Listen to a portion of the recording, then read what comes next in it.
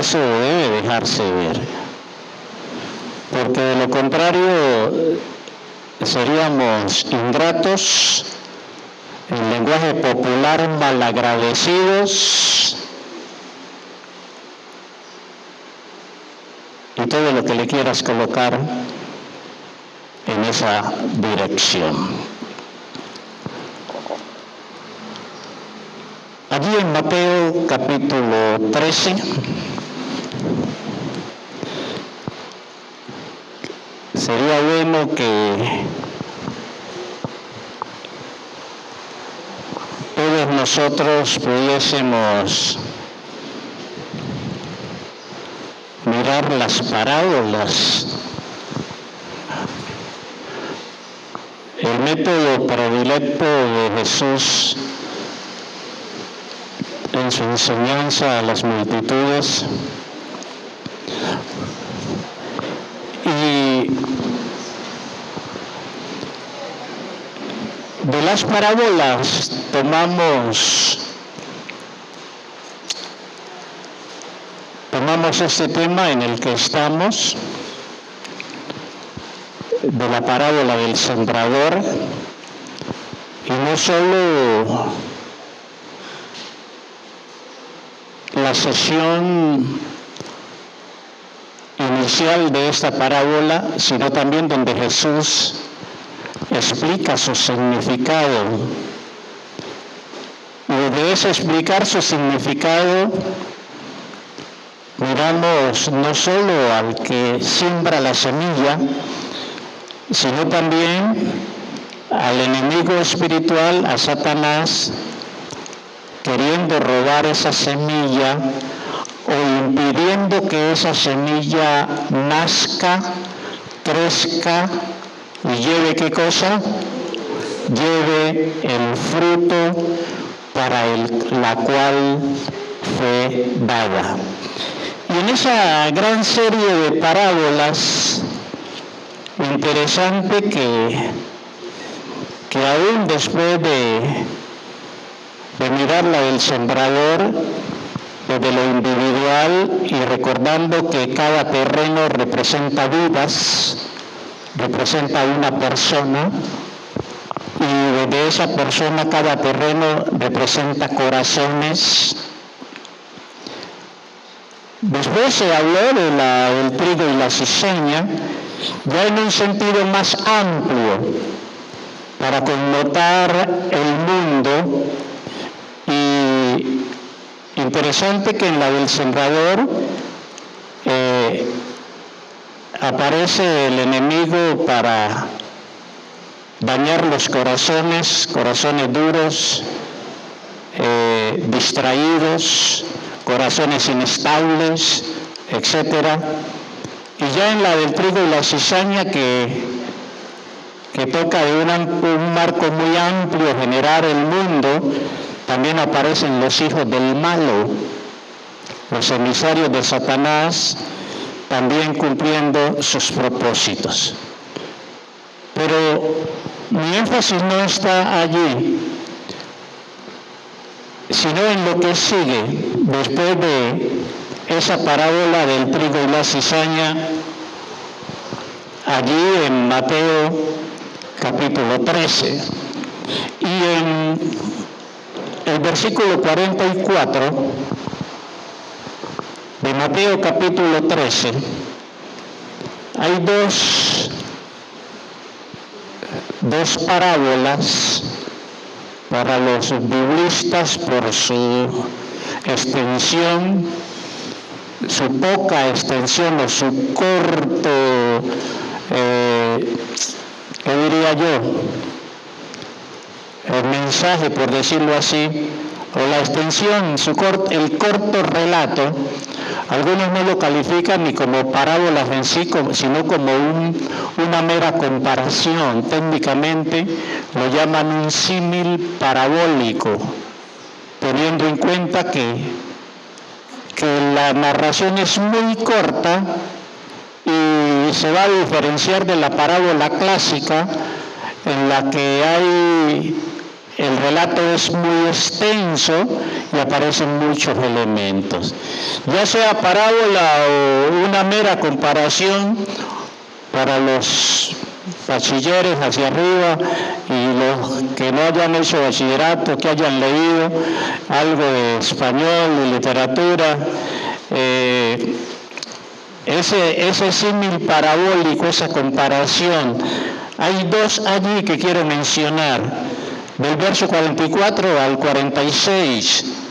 Dice, además, y interesante la conexión que hace Mateo desde lo que ha dicho antes. Además, el reino de los cielos es semejante a un tesoro escondido en un campo, el cual un hombre halla y lo esconde de nuevo, y gozoso por ello va y vende todo lo que tiene y compra aquel campo.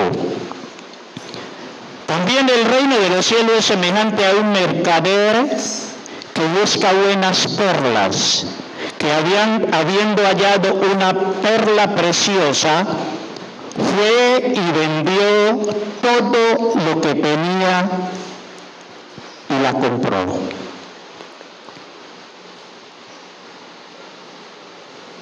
Aquí tenemos dos relatos, un mismo marco. Hombres que encuentran algo para ellos de mucho valor. Y porque lo calificaron de mucho valor, estuvieron dispuestos ¿a qué cosa? A deshacerse. Bueno, primero ese anhelo, ese gozo, ese anhelo de obtener, de tener para ellos aquello que era de tanto valor. Y desde allí estar dispuestos a vender todo lo que tenían para adquirir, para obtener aquello que para ellos era de mucho valor. Por favor, no nos salgamos del contexto bíblico. Está diciendo el reino de los cielos. En otras palabras, que no tiene que ver con cosas materiales. Que curiosamente es lo que hacemos. Y paradójicamente, a veces esta es parte tristemente, es parte de alguna de nuestras realidades. Mientras el desafío bíblico y el desafío al cristiano es deshacerse de todo lo terreno, de todo lo material, de todo lo pasajero, por ir tras lo celestial, lo que perdura, lo que nunca se acabará, lo que nadie se podrá robar. Hacemos lo opuesto. Soltamos lo que no debemos soltar. E intentamos echarle mano a lo perecedero, a lo escurridizo. Cuidado, iglesia, con esto. Y más hoy en un mundo consumista, en un mundo que nos deslumbra con sus juguetes. Cuidado, iglesia. Cuidado, cristianos. Cuidado. Pero esto tiene su fondo. Y bueno, podría tener varios fondos. Pero yo quiero enfocar en esta mañana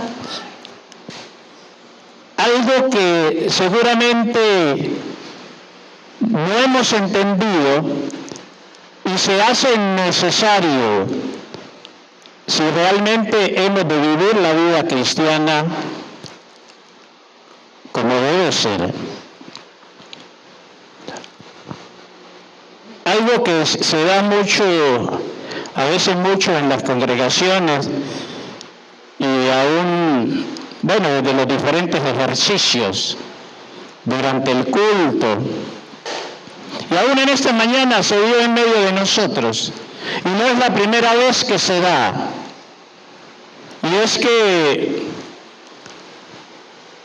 tenemos que usar a veces muletas para llevar al pueblo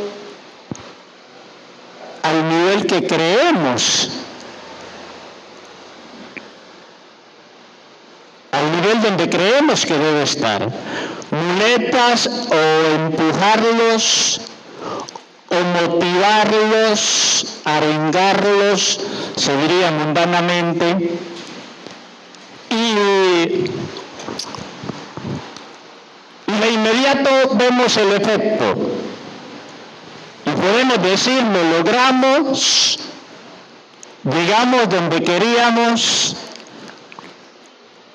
Si es que estamos en el tiempo de alabanza y estamos proclamando con los labios un mensaje, nuestro rostro, nuestras actitudes, aún nuestra manera de cantar, evidencia que no estamos viviendo ello. Cantando canciones de gozo, pero el gozo parece que estuviésemos cantando canciones tristes y aburridas.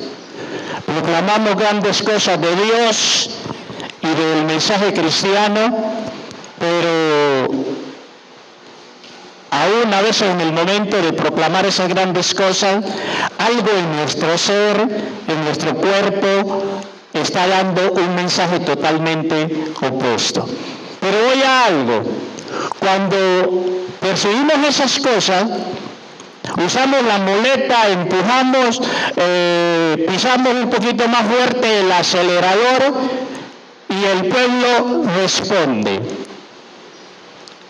Y podemos decir, el pueblo cambió. Pero resulta que si nos reunimos, bueno, si fue al iniciar ese empujón, casi terminando, volvemos a cantar, y ese pueblo que aparentemente había cambiado media hora antes, 40 minutos atrás, ahora lo vemos en su mismo estado. O si era domingo, el día martes nos reunimos, se reúne otra vez el pueblo, y ese ímpetu, ese entusiasmo, ese ahínco que se dejó ver en la última reunión, un día después o 2 días después, al reunirnos otra vez, a usar la muleta, a empujarlo como cual carro varado, y cuidado, todo carro se vara, cual carro varado, y a veces es la repetición de la repetidera. La pregunta, ¿cambiamos o no cambiamos?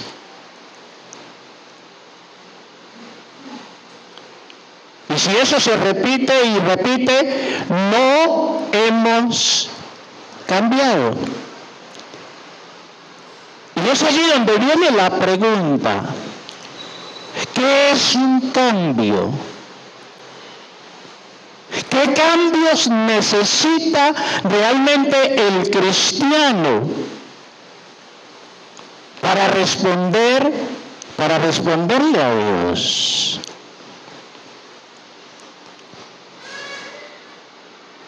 Y cuando hablamos de cambios, tenemos que entender algunas cosas. Y Y antes de quizás dar alguna definición de cambio, aún desde la figura que les coloco, ya nos damos cuenta que hay unos cambios que se efectúan por el mero deber, por la presión, porque me empujan. Es como cuando nosotros en el hogar y desde la autoridad como padres ordenamos a un hijo que haga algo y ese hijo se está haciendo el loco y tomamos la correa, lo que sea, cuando eso está prohibido hoy por todos estos que quieren revolcar el mundo, y apenas ven la correa o el tono de voz se sube, el hijo sale corriendo a hacer aquello que le habíamos pedido que hiciese. Y la pregunta, ¿cambió de corazón? No.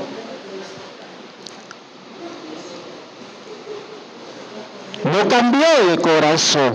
Y a veces nosotros nos despistamos en esto y hasta malcriamos a los hijos por no entender esto y los acostumbramos a que si no es con la correa en la mano, los benditos muchachos no obedecen.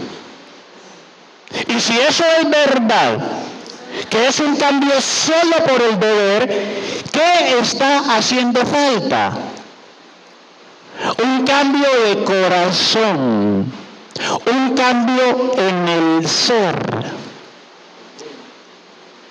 Y ya sea la definición que tengas del ser, lo que somos internamente, todo lo que somos por dentro, y tiene que ver con la voluntad, la actitud, y todos esos elementos dentro de nosotros. Así sucede en la vida cristiana. Ahora déjeme decirle dos cositas. Una, si usted nació de nuevo y usted estuvo en el primer amor y evidenció cambio y perdió muchas de esas cosas. Ayer tenía amor para ir a la iglesia, para leer la Biblia, para ir a evangelizar, para ofrendar, para diezmar, para dar, todos esos deberes cristianos. Ayer usted los hacía, hoy no los hace. Cuidado. Cuidado porque algo ya está funcionando mal. En otras palabras, usted como que se está devolviendo. Y frenó el cambio. Si usted dice ser cristiano y va a la iglesia y se congrega y canta y oye prédica y sigue fresco como si nada, me temo que usted no ha nacido de nuevo. Me temo. Y quiera Dios que me equivoque. El cambio, el verdadero cambio no es a empujones.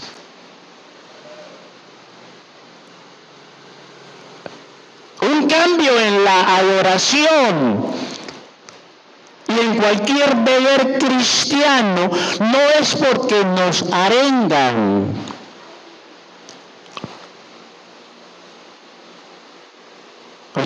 Muchos de ustedes ven fútbol y quizás algunos han ido a un estadio. Yo no sé yo cuántas veces fui, pero hace años, al menos desde que soy pastor no voy. Algún día de estos voy a volver. Pero vaya usted a un estadio y mire las barras. Eso es una cosa, decimos loca, y a veces hasta diabólica. Y no tienen que darles pedal, porque lo viven no solo el día del partido, porque hasta antes del partido se están matando, están peleando en las calles. No hay que darles pedal. Es triste cuando a nosotros como cristianos tienen que darnos pedal para hacer algunas cosas. Y es allí donde yo digo, a Dios no le sirve eso que hacemos solo porque nos dan pedal. A Dios no le sirve eso. Hermanos, y es allí donde tenemos que pellizcarnos, y cada uno de su experiencia, qué ha perdido, qué ha dejado de hacer.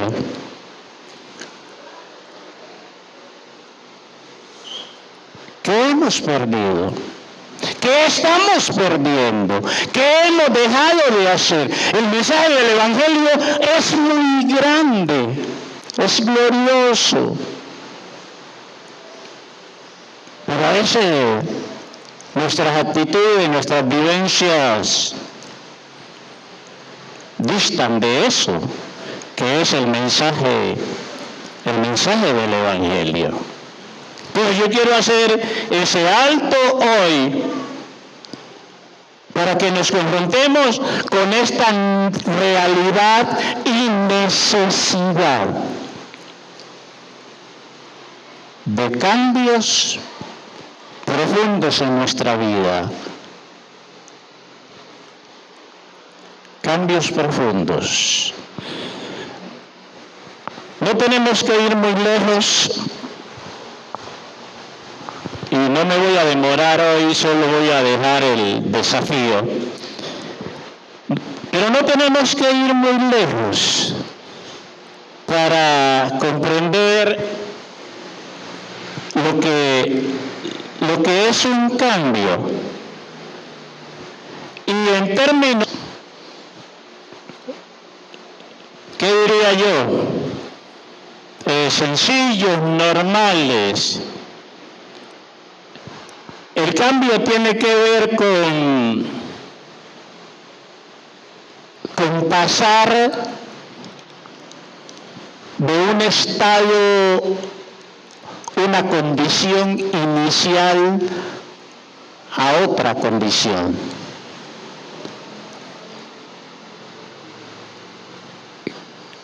Que si estoy caminando, ahora me toca correr, hay un cambio en mi accionar. Que si en algún momento no quería hacer algo, ahora estoy haciendo eso que se me demandaba o creí que debía hacer. Ahí hay un cambio. Como les colocaba el ejemplo al iniciar, si estamos en el tiempo de alabanza o en la predicación, en la alabanza cantando con desgano, y en algún momento somos conscientes, no que alguien nos diga, sino que yo mismo soy consciente de lo que estoy cantando y que no hace honor a quien le estoy cantando por la manera en que lo estoy haciendo, desde esa conciencia, un cambio de actitud y un cambio en mi manera de cantar. Allí se efectuó un cambio. Pero cuidado que cuando hablamos de los cambios espirituales, cuidado con esto, porque a nivel cristiano tenemos que hablar de cambios espirituales, que no son solo desde una conciencia, efectuar el cambio, cambiar la manera, cambiar la actitud, sino que se necesita un cambio en mi ser. Algo profundo. Y obvio, esa ya es una obra que solo el Espíritu Santo puede hacer. Pero cuidado, cuando el Espíritu Santo es el único que lo puede hacer, yo debo anhelarlo, yo debo desearlo, y yo debo colocarme en el camino para que el Espíritu Santo lo haga. No sé si era el jueves o hace 8 días, decía, el obrar de Dios, toda la obra de Dios para con nosotros es inmerecida, pero tiene demandas. Aún al pecador, la salvación es gratis, pero se le demanda que crea. Hay cristianos que creen que porque aún creen en la soberanía de Dios, no han hecho ese equilibrio correcto entre la soberanía de Dios y la libertad humana. Ah, no, si Dios lo quiere, si Dios lo quiere. Entonces, si Dios lo quiere, yo no me quiero mover, Dios tiene que venir a moverme. No, para algo Dios nos dio voluntad y libertad. Entonces, no confundamos la gracia de Dios es inmerecida, pero tiene demandas. Y si aún al pecador se le demanda creer y confesar que si creyeres en tu corazón, dice el apóstol en Romanos, y confesares con tu boca, serás, ¿qué cosa? Salvo. La condición, creer y confesar. Estoy diciendo, necesitamos cambios profundos. Ahora, si usted otra vez, si usted experimentó el nuevo nacimiento, si usted vivenció el primer amor, pero está perdiendo ese primer amor, pellízquese. Pellízquese. Y pídale a Dios, pídale al Espíritu Santo que lo saque de esa condición y esfuércese y vuelva a su estado inicial. Y no se quede, cuando vuelva a su estado inicial, no se quede allí, aún incremente ese nivel. Pero el problema es que vamos como en picada, cual avión en picada. ¿Y qué problema estabilizar un avión con el peso que tiene un avión? Y dependiendo de la carga que lleve, ¿qué problema estabilizarlo?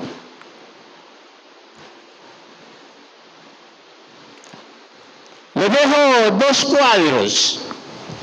Y bueno, el primero pues ya realmente la vida cristiana es de valor para ti. El estar en Cristo es de sumo valor para ti, es lo de mayor valor para ti. Es una respuesta que cada uno de nosotros tiene que dar. Es algo que cada uno de nosotros tiene que responder. Hay 2 hombres en la Biblia. Hay 2 hombres en la Biblia que nos evidencian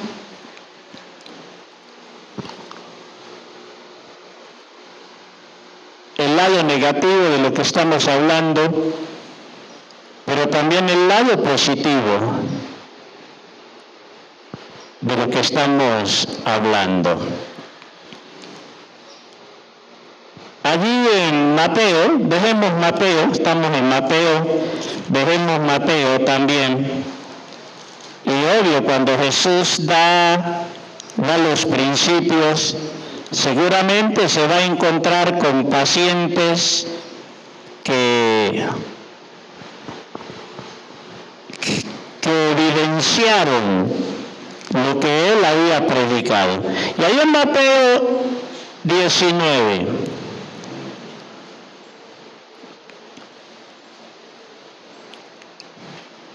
aún está en Marcos y está en Lucas. Como el de Mateo y el de Lucas tienen casi la misma extensión. Puedo leer cualquiera, pero algunos de ustedes ya conocen, pero leámoslos. Y el principio allí es sencillo. En Mateo 19, el verso 16,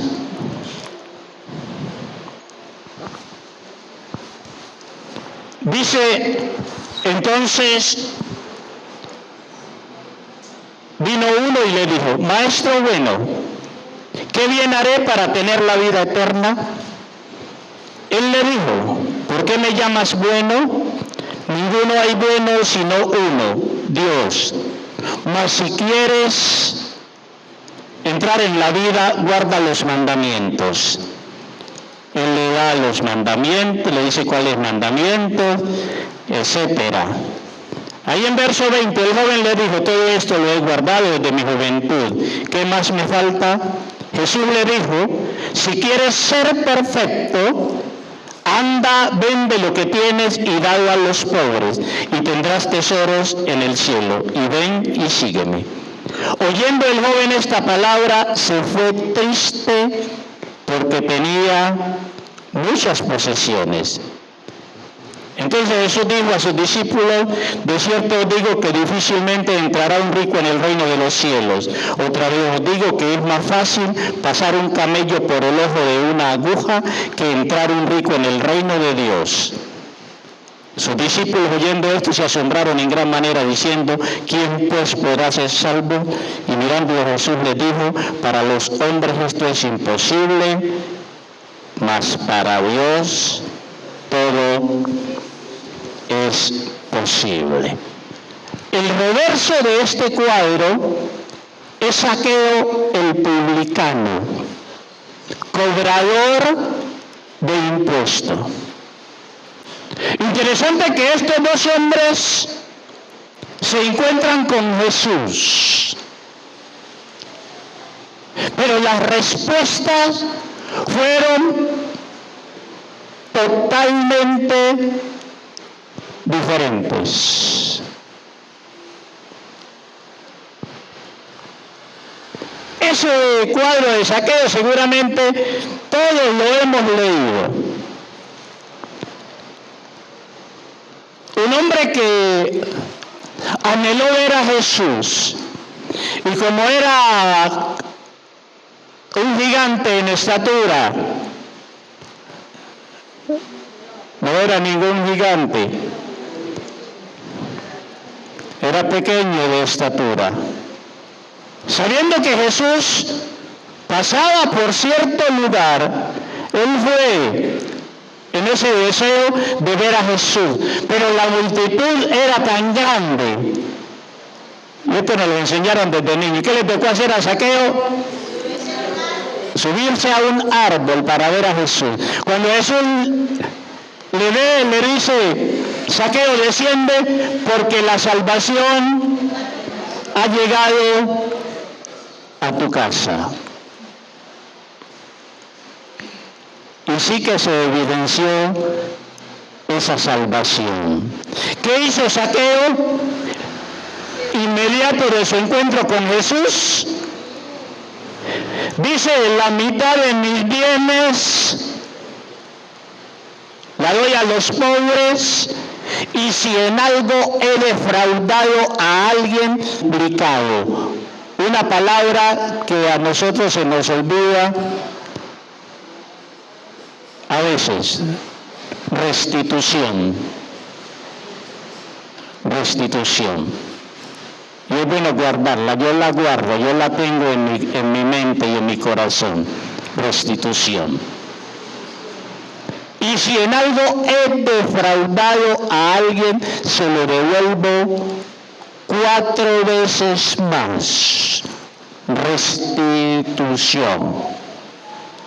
2 hombres frente a una misma realidad, los bienes materiales, pero las respuestas fueron diferentes. Al joven rico le dice: si quieres esto y lo otro, ve, vende todo lo que tienes y repártelo. No lo hizo. A Zaqueo no se evidencia que se le haya dicho, pero desde la transformación que había experimentado fue consciente. Aún todos sabían que como publicanos eran ladrones y que cobraban más allá de lo permitido. Pero experimentó un cambio en su ser. Y sin que nadie le dijese, al menos humanamente, dio los pasos correspondientes. Allí hubo un cambio profundo, un cambio de corazón. Y solo esto para decirles, si en Cristo no hay cambios, apaguemos y dejemos de perder el tiempo. Y yo me dedico a otras cosas que me pueden dar otros réditos. No le perdamos tiempo.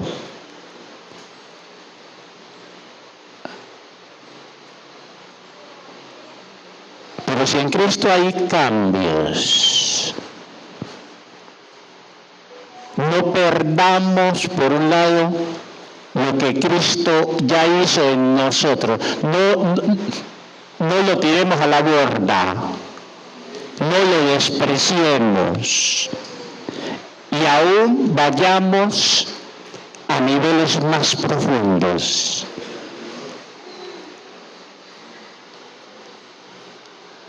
Cuidado, iglesia, cuidado, hermanos, las cosas que hacemos para Dios, si las hacemos por mero deber o porque fluyen desde nosotros mismos, nos gozamos en ello. Es triste y es vergonzoso cuando a veces para las cosas materiales corremos y es de madrugamos, trasnochamos, nos mojamos, pero a veces cuando es para las cosas de Dios, como el perezoso de Proverbio, no salgo porque allá afuera hay un león. Tengo mucho sueño, estoy muy cansado. Hermano, tu destino eterno está en fuego. Tu destino eterno está en fuego. Porque recuerda que no es solo creer, decir creo en Cristo. Jesús usó una palabra muy apropiada y la entendemos en su tiempo. Sígueme, sígueme. Y era un tiempo donde los discípulos tenían que ir donde iba el maestro. Hoy no tenemos que ir donde va el maestro físicamente, pero sí tenemos que identificarnos con el maestro en su doctrina, en sus prácticas. Ayer había que ir donde iba el maestro, y si llovía, y si mucho sol, mucho calor como ese que están haciendo estos días, y en esa Palestina, esos calores.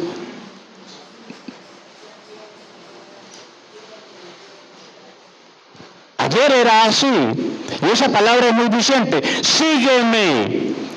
Si alguno quiere ser mi discípulo, niéguese, tome su cruz, sígame. Donde él iba, con agua, con sol, sígame. Es allí donde yo digo que nosotros, la vida cómoda, esta vida cristiana cómoda, a veces nos hace daño. Y es allí donde necesitamos mucho dominio propio. Mucho dominio propio para no salirnos. Hoy, a esta hora, en muchos lugares del mundo hay gente que están sellando su testimonio en Cristo con su propia vida. Están muriendo. Y lo hacen de buena gana. Como un testimonio que les he compartido de Alberto Motesi. Estuve en una de las Smith en Turquía y visitó un pueblo que llamaban el cementerio de los cristianos, apenas como 700 cristianos u 800. El pastor anterior a la iglesia donde estuvo lo habían matado por ser cristiano. Alguien se camufló en la iglesia, se convirtió en el chofer de él y terminó matándolo. Intencionalmente fingió ser cristiano para hacer eso. Y el pastor que lo reemplazó era un pastor joven, y dice Motesi que cuando conoció la historia, y le pregunta al pastor que estaba reemplazando, conoció la historia de lo que había sucedido allí, le pregunta al pastor joven si él no tenía miedo el ser pastor y que le sucediese lo mismo. Y él da esta respuesta: es un privilegio para mí, sería un privilegio para mí dar mi vida por Cristo. Dice Motesi que él pensó que el pastor o el traductor había fallado en la pregunta y la vuelve a hacer, porque esa respuesta lo dejó frío. Y vuelve a hacer la pregunta, y otra vez la misma respuesta: sería un honor para mí dar mi vida por Cristo. Y nosotros acá en este contexto cómodo nos hablan de esto, si le oímos al sol, al agua, a las críticas, si le oímos a todo. Pero hoy, a esta hora, en muchos lugares del mundo, hay gente que se sienten orgullosos dando su vida por Cristo. Al buen entendedor, pocas palabras. Hermanos, que la comodidad, que la libertad que tenemos no se convierta en un veneno y en una maldición para muchos. Que no se convierta en un veneno y en una maldición. Decimos: soy de Cristo, Jesús es mi Señor, pero hacemos lo que queremos. Y en eso fallamos. Necesitamos cambios profundos, cambios de corazón. Por eso ustedes ven que aún en algunas áreas, y especialmente esas áreas donde somos muy mal interpretados. Por eso yo no jorobo a ningún miembro de iglesia en algunas áreas, porque es de corazón, no es por presión, es de corazón. Y el verdadero cristiano que dice que Jesús es Señor, de que nadie le diga qué tiene que hacer. Él sabe de su Señor lo que tiene que hacer. Lo demás ya, hermanos, eso ya es cuento. Por eso yo digo, si yo le digo a usted haga esto y usted lo hace por deber, a mí me puede servir lo que hizo, pero a Dios no le sirve. Porque si usted no lo hace de corazón, a Dios no le sirve. Y este punto es clave si queremos vivir de tal manera que el propósito de Dios no se aborte en nuestra vida. Y más con Satanás y todo su escuadrón demoníaco trayendo obstáculos, situaciones. Si somos flojos, vamos a sucumbir ante cualquier obstáculo, ante cualquier impedimento. Pero el verdadero cristiano, consciente aún de que el diablo se le quiere oponer para que obedezca a su Señor, con más razón, cuando sabe que el enemigo está jorobando, con más razón decide seguir en la línea por obedecer a su Señor.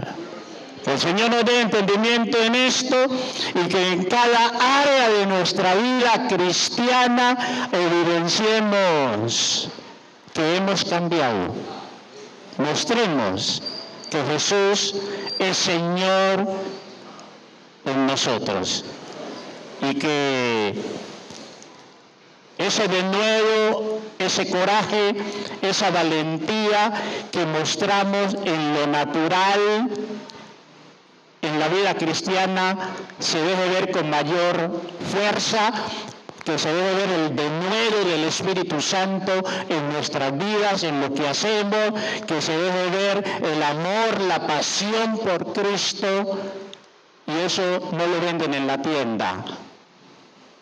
Uno lo vende don Porfirio allá en su tienda, o don Luis allá en su tienda, o don Edwin allá en su tienda, o don Sebastián. No, como tenían la Evi, eso lo venden en la tienda del cielo. Eso no es terreno, eso lo da la tienda del cielo. Y como es del cielo, eso es sobrenatural y humanamente no hay quien pueda acabar eso. Y aun cuando el diablo se meta, Jesús ya le venció, ya le derrotó, es mayor que él, lo colocó por estrado de sus pies y ni el diablo lo puede quitar, porque eso es celestial. El gozo es del cielo, la paz es celestial, el amor y todas esas facetas del fruto del Espíritu.